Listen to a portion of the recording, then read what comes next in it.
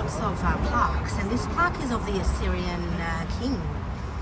Okay, when we come into Nahr, and this is what it looks like.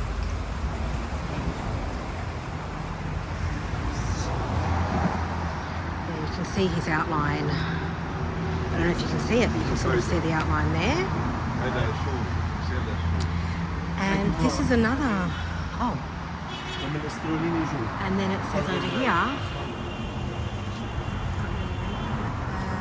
Desert mountain ports composed of British, Australian, New Zealand, Indian cavalry, French,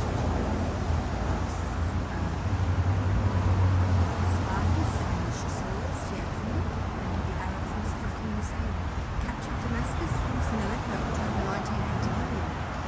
Okay, so they've captured it 1918, and then the other plaques showed us that the Australians and British had taken it away from the Ottomans. And this one is a World War also. 1860 to 1861, Napoleon III was here.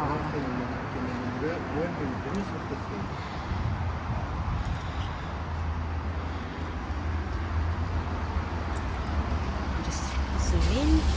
Napoleon III had his inscription engraved to commemorate the expedition undertaken in Lebanon in 1860 to end the conflict between the Maronites and the Druze.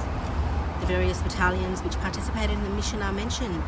This 14-line French inscription has replaced the stele previously erected by Ramses II, which represented the pharaoh staying a captive before the god Ptah. So this is really historic, guys. This is amazing.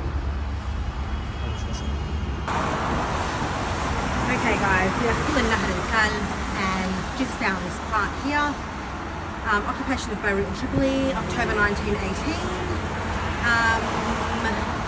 by the British Army and the French expeditionary forces based in Palestine and Syria. And there's the inscription up there, which is fantastic. So historical.